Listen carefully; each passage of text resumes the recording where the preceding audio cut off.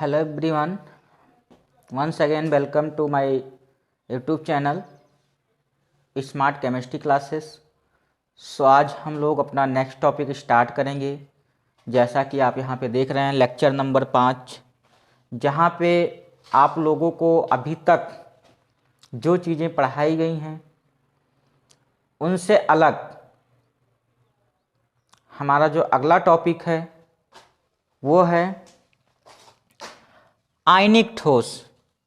कल आप लोगों को स्टार्ट किया गया था क्लासिफिकेशन ऑफ क्रिस्टलाइन, जिसमें कुछ चीज़ें आपको कल पढ़ाई गई थी।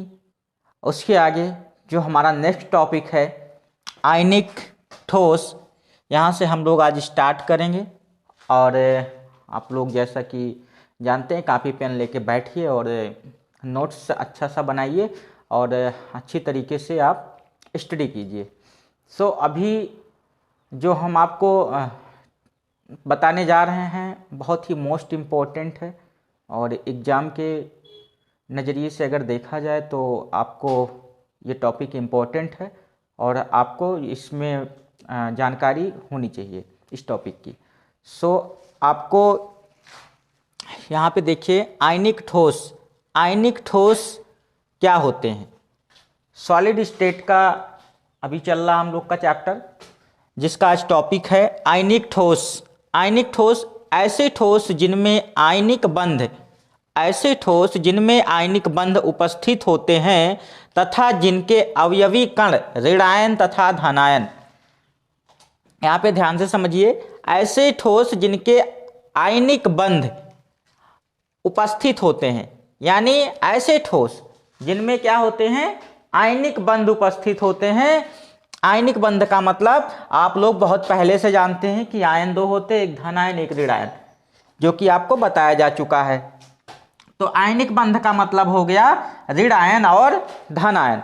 तो ऋण आयन धन आयन का मतलब आप यहाँ पे ध्यान से देखेंगे कि ऋण आयन धन आयन जो होते हैं आयन, यहाँ पे देखिए ऋण आयन और धन आयन दो आयन होते हैं। तो ऋण आयन धन आयन दोनों प्रकार के आयनों से मिलकर जो बंध बनते हैं उसे हम क्या कहते हैं? आयनिक बंध कहते हैं। क्या कहते हैं? आयनिक बंध कहते हैं। तथा जिनके अवयवी कण ऋणायन तथा धनायन, यहाँ पे देखिए लिख दिया मैंने, ऋणायन तथा धनायन होते हैं, आयनिक ठोस कहलाते हैं। यानी जिनके अवयवी कण, यानी ऐसे ठोस जिनके अवयवी कण क्या होते हैं? ऋण आयन तथा धनायन होते हैं, उन्हें हम क्या कहते हैं? आयनिक ठोस कहते हैं। जैसा कि यहाँ पे एग्जाम्पल आप देख सकते हैं, CaO कैल्शियम ऑक्साइड, यहाँ पे दिया NaCl sodium chloride, CaCl calcium chloride, यहाँ पे देखिए AgCl दिया है, AgBr दिया है। आप यहाँ पे देखेंगे किस तरीके से, यानी ये जो धनायन और ऋणायन मिलके बनाते हैं आयनिक बंध, वो किस प्रकार से बनाते हैं। ऋणायन और धनायन मिलके किस प्रकार का बंध बनाते हैं। जैसे यहाँ पे एग्जाम्पल जैसे यहाँ पे लिया हुआ है, मान लीजिए NaCl ले लिया मैंने, NaCl ले लिया। अब यहाँ पे देखिए Na क्या है? पॉजिटिव है और Cl क्या है? नेगेटिव है। दोनों के बीच में कौन सा बंध बनेंगे? आयनिक बंध बनेंगे। कौन से बंध बनेंगे? आयनिक बंध बनेंगे, क्योंकि एक पॉजिटिव और अगर एक नेगेटिव है तो दोनों के बीच में कौन सा बंध बनेगा? आयनिक बंध बनेंगे। कौन से बंध बनेंगे? आयनिक बंध बनेंगे। यहाँ पे देखिए सोडियम क्या है? पॉजिटिव है और क्लोरीन क्या है? नेगेटिव है। यहाँ पे बंध कौन सा बनेगा? आयनिक बंध बनेगा। फिर इसके हम लक्षण देखते हैं। आयनिक ठोस के लक्षण। आयनिक ठोस के लक्षण कौन कौन से होते हैं? आयनिक ठोस के लक्षण में सबसे पहले आप जानिए, ये ठोस विपरीत आयनों वाले आवेश से बने होते हैं। विपरीत आयन वाले आवेश, जैसा कि यहाँ पे हमने बताया भी, Na क्या है? सोडियम जो है पॉजिटिव आयन है, और Cl क्लोरीन क्या है? ऋण आयन है। तो यहाँ पे लिखा हुआ है ये ठोस विपरीत आयनों वाले आवेश से बने होते हैं। तो यहाँ पे आवेश क्या है? एक धन आवेश है, एक ऋण आवेश है, विपरीत आवेश वाले हो गए। तो सोडियम क्लोराइड क्या है? विपरीत आवेश वाले हैं। तो ये सॉलिड क्या है? आयनिक ठोस हैं। फिर ये ठोस कठोर व भंगुर होते हैं। ये ठोस क्या होते हैं? कठोर और भंगुर होते हैं। जैसे नमक, सोडियम क्लोराइड नमक, नमक का टुकड़ा क्या होता है, कठोर होता है, लेकिन क्या होते हैं, भंगुर होते हैं। अगर उसको थोड़ा सा भी चोट लगेगी तो क्या होगा, टूट जाएगा टुकड़ा। उसको तोड़ना चाहें तो अगर हम उसको तोड़ेंगे तो आसानी से टूट जाएगा। तो इसका मतलब क्या होता है, भंगुर। भंगुर का मतलब जो इजी तरीके से टूट जाए, उसी को हम भंगुर कहते हैं। सो ये ठोस क्या होते हैं, कठोर व भंगुर होते हैं। ये ध्रुवीय विलायकों में विलीय होते हैं। ध्रुवीय विलायकों में, जैसे ये देखिए, ये दोनों ध्रुवीय विलायक हैं। ये देखिए क्या है, ध्रुवीय विलायक हैं। ये सोडियम है और ये क्या है, क्लोरीन है। ये पॉजिटिव आयन है, ये नेगेटिव आयन है, मतलब एक धन आयन एक ऋण आयन, लेकिन दोनों आपस में मिल जाते हैं और दोनों आपस में मिल के क्या बना देते हैं, सोडियम क्लोराइड। क्या बना देते हैं, सोडियम क्लोराइड बना देते हैं। दोनों आपस में मिलकर क्या बनाते हैं, सोडियम क्लोराइड। यानी ये ध्रुवीय आयनों में क्या हो जाते हैं, विलीय हो गए। यानी दोनों आपस में मिलके एक क्या बना देते हैं, ठोस बना देते हैं, जिसका नाम है सोडियम क्लोराइड। ऐसे ही कैल्शियम क्लोराइड, कैल्शियम ऑक्साइड। सो आप इसको कह सकते हैं कि ये ध्रुवीय विलायकों में क्या हो जाते हैं, विलीय हो जाते हैं। ये ठोस, नेक्स्ट है, ये ठोस प्रबल वैद्युत आकर्षण बल के कारण उच्च गलनांक व क्वथनांक रखते हैं। अब देखिए यहाँ पे क्या होते हैं, इनका जो वैद्युत आकर्षण बल के कारण क्या होते हैं, इनका क्वथनांक और गलनांक क्या होते हैं, उच्च होते हैं। यानी ये जो ठोस होते हैं वैद्युत आकर्षण बल के कारण। वैद्युत आकर्षण बल कब होता है, आकर्षण कब होता है, देखिए जब एक चार्ज पॉजिटिव हो एक चार्ज नेगेटिव हो तो उसमें आकर्षण क्या होता है, बहुत तेज होता है। लेकिन अगर ये दोनों अगर प्लस प्लस हो जाए तो प्रतिकर्षण हो जाएगा। अगर यहाँ पे माइनस माइनस हो जाए तो प्रतिकर्षण हो जाएगा। लेकिन अगर एक आयन पॉजिटिव और एक आयन नेगेटिव है तो क्या होता है, प्रतिकर्षण होता है कि आकर्षण होता है, आकर्षण होगा। क्योंकि ये ठोस प्रबल वैद्युत आकर्षण बल के कारण उच्च गलनांक व क्वथनांक रखते हैं। तो इनमें क्या होता है, प्रबल क्या होता है, इसमें आकर्षण बल होता है, प्रबल वैद्युत आकर्षण बल के कारण। अब देखिए आकर्षण कब होगा, हमने बताया जब एक धन होगा एक ऋण होगा, एक धन आयन एक ऋण आयन दोनों मिलके क्या बनाएंगे, वैद्युत आकर्षण बल कौन सा होगा, इसमें प्रबल होगा। और इसका क्वथनांक और गलनांक इस कारण से क्या होगा, उच्च होगा। अगला है, सामान्य अवस्था में ये विद्युत तथा उष्मा के कुचालक होते हैं। सामान्य अवस्था में क्या होते हैं, ये विद्युत तथा उष्मा के कुचालक होते हैं। जैसे सोडियम क्लोराइड, देखिए यहाँ पे NaCl दिया हुआ है, ये अभी घुला हुआ नहीं है, ये क्या है, एक टुकड़ा है। मान लीजिए ये क्या है, एक टुकड़ा है, सोडियम क्लोराइड का एक टुकड़ा है। तो ये टुकड़ा जब तक रहेगा तब तक ये क्या होगा, इसमें क्या नहीं होगा, विद्युत और उष्मा का कुचालक होगा। ये जब तक ये टुकड़ा होगा तब तक क्या होगा, विद्युत और उष्मा का कुचालक होगा। किंतु गलित अथवा विलयन अवस्था में विद्युत के सुचालक होते हैं। लेकिन अगर गल जाएगा तो क्या होगा, विद्युत और उष्मा के क्या हो जाएंगे, सुचालक हो जाएंगे। अब जैसे ठोस अवस्था की बात करें तो जब ये ठोस अवस्था में होंगे तो इनके जो आयन होंगे वो देखिए कैसे, इस प्रकार से बंधे हुए होंगे आपस में। ठोस अवस्था में होंगे तो इस प्रकार से इनके आयन क्या होंगे, बंधे हुए होंगे। देखिए एक positive negative, positive negative, positive negative, देखिए इस प्रकार से ये आयन क्या होंगे, पूर्ण रूप से इसमें बंधे हुए होंगे।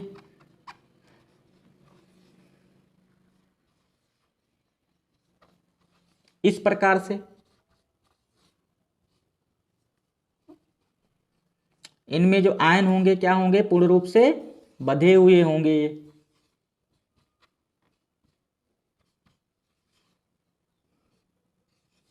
ये देखिए ये पूर्ण रूप से क्या है, बंधे हुए हैं। लेकिन अगर ये क्या होंगे, गलित अवस्था में होंगे तो इनके पॉजिटिव आयन और ऋण आयन दोनों क्या हो जाएंगे, अलग अलग हो जाएंगे। जब ये टूटेंगे, ये बंध टूटेगा इन बीच में तो क्या होगा, इनका जो चार्ज होगा वो दोनों अगर अलग अलग हो गया, मान लीजिए एक पॉजिटिव नेगेटिव दूर हो गया, फिर पॉजिटिव आया, फिर नेगेटिव दूर हो गया। देखिए यहाँ पे नेगेटिव पॉजिटिव, थोड़ी सी दूरियां बना लिए। अगर ये दूरियां बना लिए तो कौन सी अवस्था हो गई, गलित अवस्था हो गई। तो ये क्या हो गई, ठोस अवस्था। ये क्या हो गई, ठोस अवस्था। तो ये क्या होते हैं, सामान्य अवस्था मतलब ठोस अवस्था। सामान्य अवस्था में क्या होते हैं, ये विद्युत तथा उष्मा के कुचालक होते हैं। ये सामान्य अवस्था, सामान्य अवस्था में विद्युत तथा ऊष्मा के क्या होंगे, कुचालक होंगे। और ये क्या हो गया, सामान्य अवस्था नहीं है, ये क्या है, गलित अवस्था है। ये कौन सी अवस्था है, ये आपकी गलित अवस्था है। तो गलित अवस्था में क्या होगा, गलित अवस्था में क्या हो जाएगा, गलित अवस्था में इनका जो चार्ज होगा वो क्या होगा, दोनों अलग अलग हो जाएंगे, यानी पॉजिटिव नेगेटिव दोनों क्या हो जाएंगे, अलग अलग हो जाएंगे। जब ये गलित अवस्था में होंगे तो क्या होगा, विलयन की अवस्था में विद्युत के ये क्या हो जाएंगे, सुचालक होंगे। लेकिन अगर ये सामान्य अवस्था में है तो ऊष्मा के क्या होंगे, ये कुचालक होंगे, विद्युत और ऊष्मा के। सो आपको समझ में आ गया होगा ये। और आगे जो है और भी देखते हैं। आयनिक solid, ionic solid consist of positively and negatively charged ion arranged in a regular manner throughout the solid. The ions are held together by strong electrostatic force. NaCl, जैसा कि अभी आपको मैं बता दिया था कि NaCl जो होते हैं, ये देखिए Na क्या होता है, पॉजिटिव चार्ज, और Cl क्या होता है, नेगेटिव चार्ज होता है। और ये दोनों क्या होते हैं, जुड़े होते एक साथ। यानी यहाँ पे देखिए लिखा the solid the ion are held together by strong electrostatics force, यानी एक स्ट्रांग इलेक्ट्रोस्टैटिक्स फोर्स के द्वारा ये दोनों क्या होते हैं, आपस में जुड़े हुए होते हैं। और जब एक चार्ज पॉजिटिव और एक चार्ज नेगेटिव होता है तो क्या कहलाता है, आयनिक बॉन्ड कहलाता है। क्या कहलाता है, आयनिक सॉलिड कहलाते हैं। एक चार्ज पॉजिटिव और एक चार्ज नेगेटिव दोनों मिलके जो बनाते हैं वो क्या बनाते हैं, आयोनिक सॉलिड। सो आपको ये समझ में आ गया होगा। कैरेक्टरिस्टिक्स ऑफ आयोनिक क्रिस्टल्स, इसके एग्जांपल और भी हैं, CaCl, CaO, NaBr। देखिए यहाँ पे characteristics of ionic solids, ionic solids are very hard and brittles. आपको बताया आयनिक सॉलिड जो आयंस होते हैं, आयन से मिलकर जो सॉलिड बनते हैं वो क्या होते हैं, बहुत ही हार्ड होते हैं। They have very high melting and boiling points, इनका जो हाई बॉइलिंग पॉइंट और मेल्टिंग पॉइंट होता है वो क्या होता है, उच्च होता है, हाई होता है। मेल्ट मतलब होता है, मेल्टिंग मतलब पिघलना, और बॉइलिंग मतलब उबलना, आपको पहले ही बता चुके हैं। They have high enthalpies of vaporisation, यानी हाई एंथैल्पी पे वेपोराइज होते हैं, वाष्पित होते हैं। They are poor conductors of electricity and therefore are insulator in solid state, but when dissolved in water they conduct electricity। आपको पहले ही पता है, मैं बता दिया हूं कि जब इसको सॉलिड को NaCl या किसी भी ऐसे आयनिक सॉलिड को जब तक ये सॉलिड फॉर्म में होगा तब तक ये इलेक्ट्रिसिटी का कंडक्टर नहीं होगा, लेकिन इलेक्ट्रिसिटी को कंडक्ट नहीं करेगा। लेकिन अगर इसको पानी में डिजॉल्व कर दिया जाए, पानी में डिजॉल्व होने के बाद ये क्या होगा, इलेक्ट्रिसिटी को क्या करेगा, कंडक्ट करेगा। जैसे कि यहाँ पे लिखा हुआ, but when dissolve in water they conduct electricity. So आप इसका स्क्रीनशॉट ले लीजिए और फिर आगे बढ़ते हैं। सब हम यहाँ पे देखेंगे आपको मैं धात्विक ठोस क्या होते हैं, धात्विक ठोस के बारे में। ऐसे ठोस जिनके अवयवी कणों के बीच, ऐसे ठोस जिनके अवयवी कणों के बीच धात्विक बंध कार्य करते हैं, धात्विक ठोस कहलाते हैं। जैसे Fe मतलब iron, copper, zinc. In metallic crystal the constituents particles are positive ion emerge in a sea of mobile electrons. So आप इसको समझिए ध्यान से कि होता क्या है। जैसे मान लीजिए एग्जाम्पल मैंने ले लिया, Fe को एग्जाम्पल ले लिया, मान लीजिए Fe जो होते हैं एग्जाम्पल के लिए हम आयरन को ले लेते हैं, और यहाँ पे देखते हैं कि जो इलेक्ट्रॉन है, ये देखिए ये Fe2 plus, Fe2 plus, Fe2 plus, Fe2 plus, यहाँ पे ध्यान से समझिएगा आप लोग। Fe2 plus, 2 plus, 2+ Fe2+। यहाँ पे देखिए ये सभी जो चार्ज हैं यहाँ पे क्या लगे हुए हैं, ये सभी क्या है, धातु हैं, मेटल है। आयरन क्या है, मेटल है। अब देखिए सभी में क्या होगा, ये जो इलेक्ट्रॉन है यहाँ पे, सभी जो धातु होते हैं वो इलेक्ट्रॉन त्यागने का गुण रखते हैं। ये सभी इलेक्ट्रॉन को त्यागेंगे। इलेक्ट्रॉन को जब त्यागेंगे तो इलेक्ट्रॉन क्या होंगे, सभी इलेक्ट्रॉन मिलके क्या करेंगे, इलेक्ट्रॉन क्लाउड बना देंगे। क्या बना देंगे, इलेक्ट्रॉन क्लाउड बना देंगे। इलेक्ट्रॉन क्लाउड मतलब ये पूरा इलेक्ट्रॉन का एक समुद्र बना देंगे। क्या बना देंगे, इलेक्ट्रॉन समुद्र बना देंगे। और उस इलेक्ट्रॉन समुद्र में क्या होंगे, ये जो होंगे हमारे जो जैसे आयरन, ये क्या होगा इस तरीके से, ये सभी बीच बीच में क्या होंगे ऐसे, उसी समुद्र में डूब जाएंगे। जैसे एग्जाम्पल के लिए मैं ले लूँ एक पेपर के दो तह को लीजिए और दोनों में क्या करिए, एक साइड गोंद लगा दीजिए, दोनों साइड गोंद लगा दीजिए या लेई लगा दीजिए और उसको क्या करिए, चिपका दीजिए। तो आपस में क्या हो जाएंगे, इमर्ज हो जाएंगे, चिपक जाएंगे वो।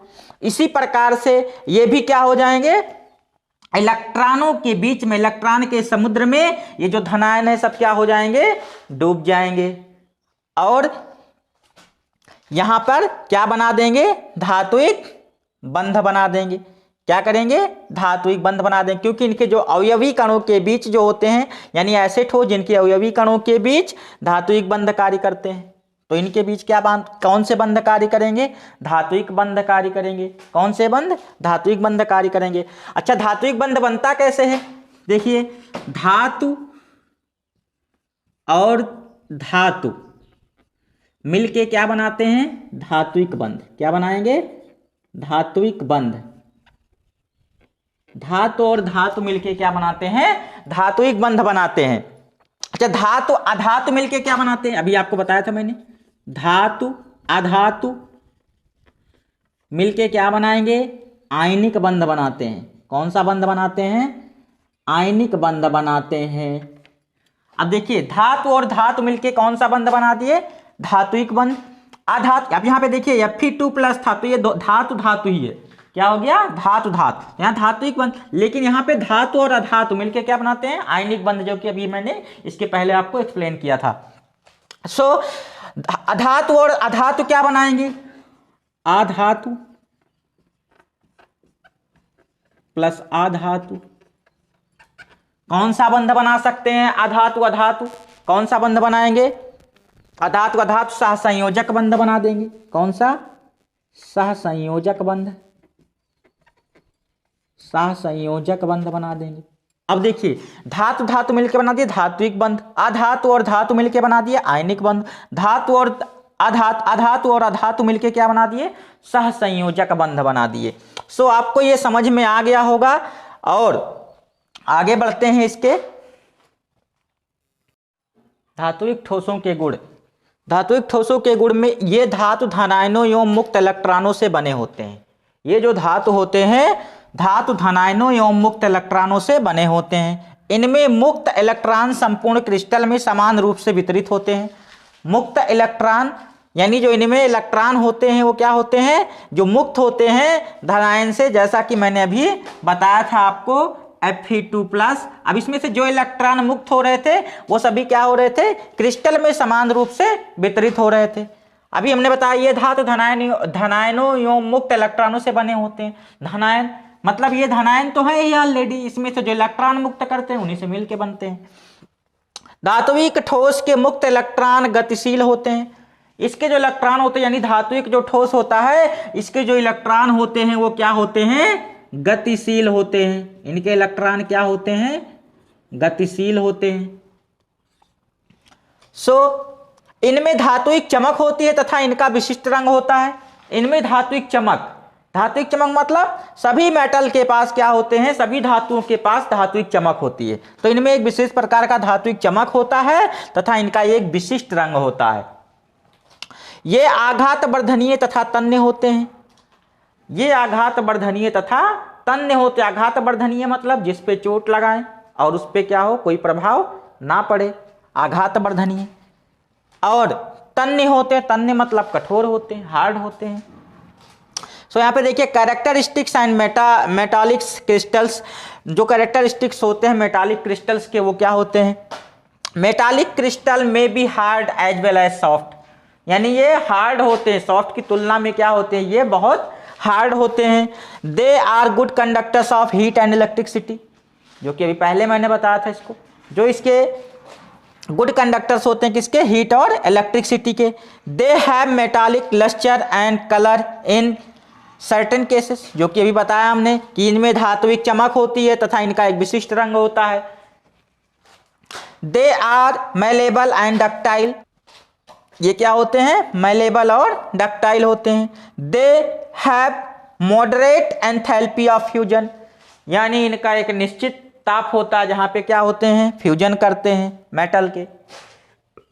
सो आपको ये समझ में आ गया होगा।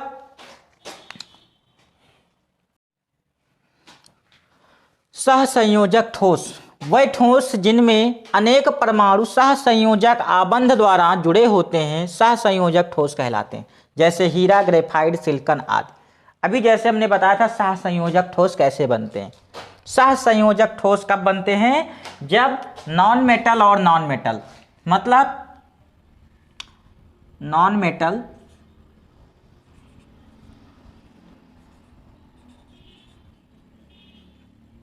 और प्लस नॉन मेटल मिलते हैं तो क्या बनता है? आपको भी मैंने बताया था कौन सा बॉन्ड बनेगा? कोवैलेंट बॉन्ड बनेगा। क्या बनेगा? कोवैलेंट बॉन्ड, या इसे हम हिंदी में कह सकते हैं सहसंयोजक ठोस।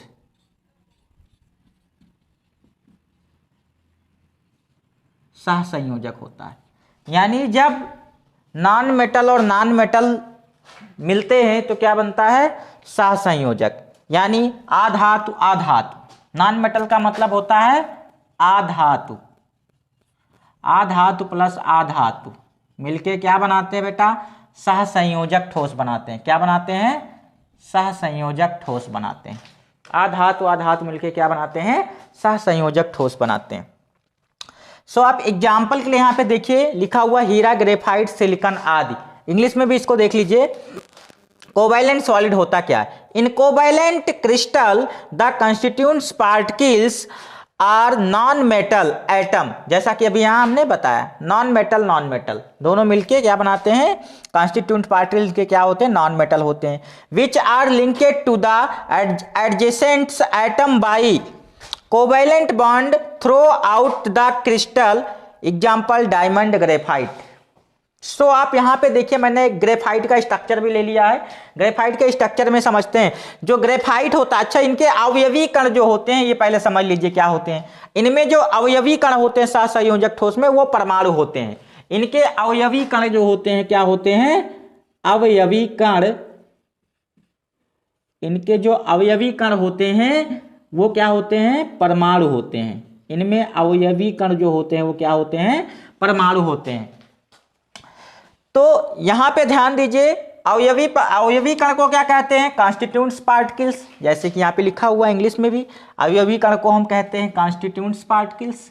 और यहाँ पे अवयवी कण जो है वो क्या है? परमाणु है। क्या है? परमाणु है। अवयवी कण क्या है? परमाणु है।